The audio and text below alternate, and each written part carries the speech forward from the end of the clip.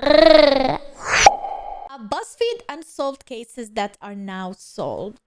There are 5 cases from Buzzfeed Unsolved which have now either been fully or significantly solved, and we're going to begin by looking at Forrest Fenn's treasure, which finally came to a full conclusion back in June 2020. Ryan and Shane investigated the mystery 2 years prior in September 2018, during which they explained that world-renowned treasure collector Forrest Fenn had hidden an actual treasure chest somewhere in the Rocky Mountains, which contained over $1 million worth of valuable antiquities. In Forrest Fenn's memoir, he wrote a 24-line poem which included 9 hidden clues on how to find the treasure, and while the concept seemed fairly simple, over 65,000 people had attempted to find the treasure to no avail. Ryan and Shane then explained that the treasure could be found in one of 4 specific US states. The treasure is located in either Montana, Wyoming, Colorado, or New Mexico. Of the 4 states listed by Fenn, I tend to lean towards New Mexico or Wyoming. Wyoming because a majority of Yellowstone National Park resides within that state, and Yellowstone was a place where Fenn spent his formative years camping with his father. And although Wyoming seemed like the most likely location for the treasure, the boys eventually settled on looking in New Mexico, flying to the state with over a month's worth of research under their belt. Ryan and Shane looked at 3 different locations in New Mexico, put up with bad weather and rough terrain, and at one point even thought that they had found the treasure. That right there. Look, there's a box. What do you mean there's a box? Right there, look. Is that a box or just a very square rock? Oh my god.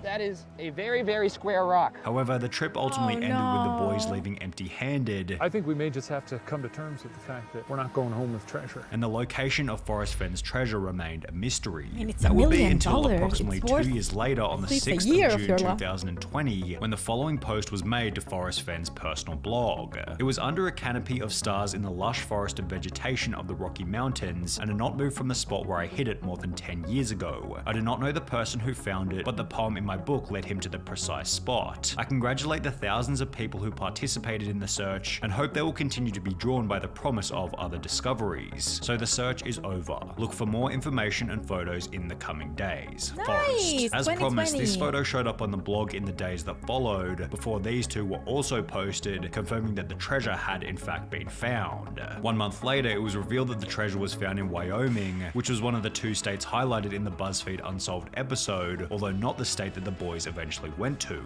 6 months later, in December 2020, the person who had found the treasure finally revealed himself as 32-year-old medical student Jack Stoof, who coincidentally used to be one of Buzzfeed's writers. Jack had found out about the case in 2018, the same year that Ryan and Shane investigated it, and stated that he thought about it for at least a couple hours a day every day since he learned about it, also adding that he planned on selling the treasure to pay off his student loans. The treasure went up for auction on the 13th of December 2022, and after a whopping 1,643 bids, eventually sold for an impressive $1.3 million US.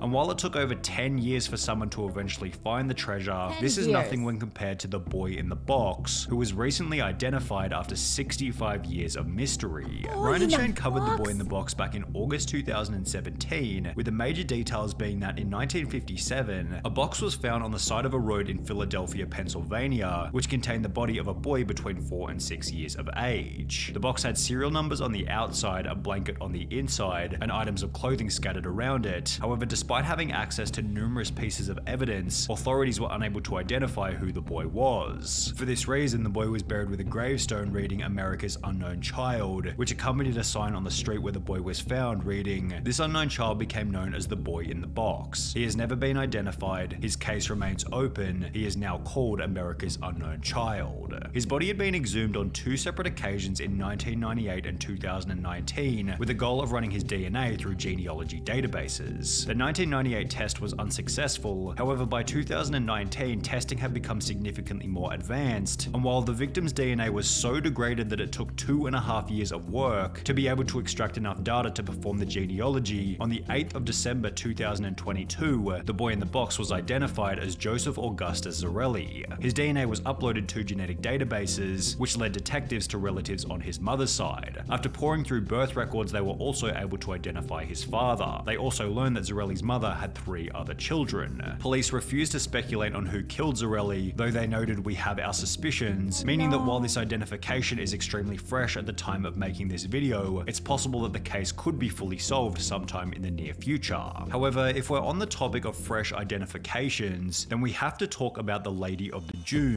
We have to admit his transitions are the best.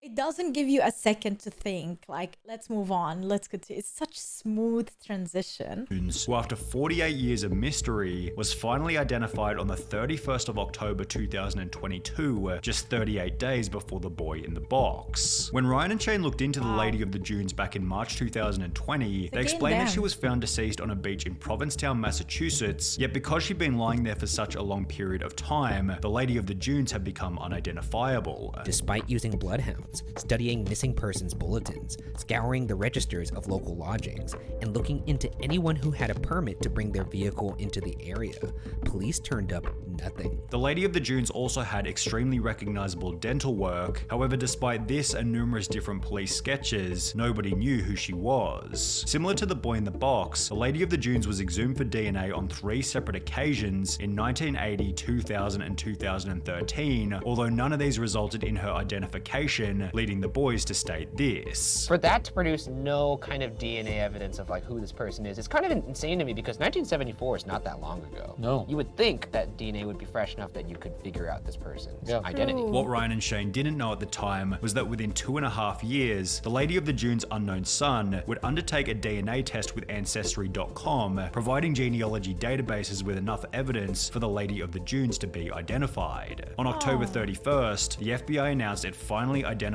the woman as Ruth Marie Terry, a native of Tennessee who was 37 at the time of her death. At the time of her disappearance, Ruth Marie Terry had mentioned to family that she was traveling to Massachusetts with her husband Guy Moldalvin, who's now become the main suspect in the case. Despite being married at the time, Guy never officially reported the disappearance of his wife to the police.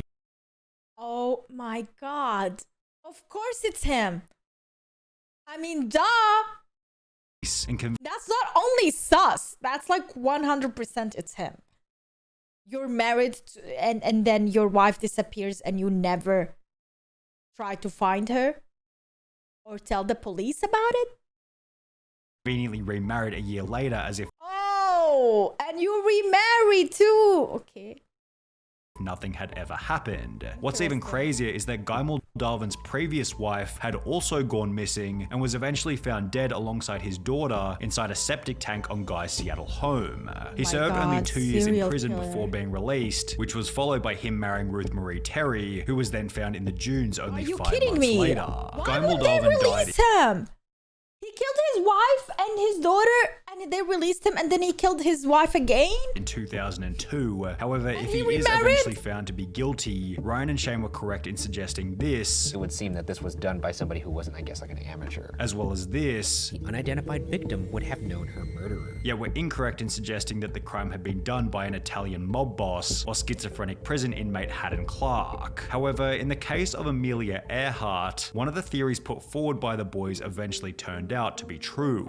Ryan and Shane explained that Amelia Earhart was trying to become the first woman to fly she around the- the yeah, world. she- However, on the stretch between Wasn't she the one who crashed the plane and they never found her? Papua New Guinea and the Howland Islands in the South Pacific, Amelia Earhart, her navigator Frank Noonan, as well as their plane vanished and were never found again. Yeah. The main theory put forward in the Unsolved episode was that Earhart's plane had run out of fuel and either crashed into the ocean or had successfully made a crash landing on the South Pacific island of Nkumaroro. Evidence for the successful crash landing was that 2 years after Earhart's disappearance, a British colonial officer by the name of Jerome the Gallagher Bermuda, yeah. found a campfire, sextant, and a partial human skeleton on the previously uninhabited island. The bones were sent to a physician in Fiji, who concluded that they most likely belonged to a male who was short, stocky, and of European descent, eliminating the possibility that the bones belonged to Earhart. However, Ryan went on to explain that at a later date, the bones had been run through an updated database, which suggested that they could have belonged to a tall woman of European descent, which fit the description of Earhart perfectly. Yeah. Well, approximately a year after the Buzzfeed Unsolved episode was uploaded, an article popped up on npr.org titled revealed. New research claims bones found 80 years ago on Pacific Atoll, likely Amelia Earhart's, which explained that the bones had been run through modern ancestry program Fordisk, which found that Hoodless had incorrectly determined the sex of the remains. The data revealed that the bones have more similarity to Earhart than to 99% of individuals in a large reference sample. It's a bit of a stretch to call the case of Amelia Earhart solved based on a couple of correctly sized bones. However, there's significantly better evidence for the person featured in Buzzfeed Unsolved's very 6 years ago, the mysterious death of the Somerton man.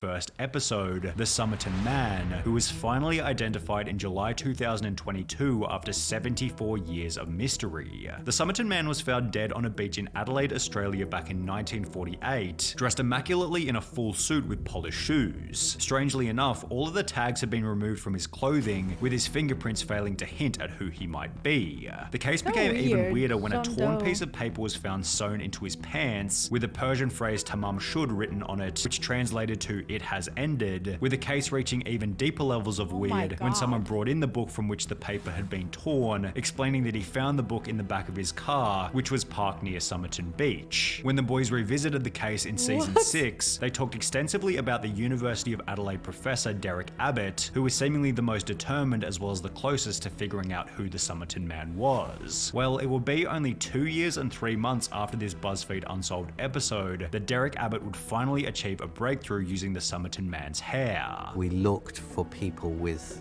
no date of death on that tree, and there was one that stood out.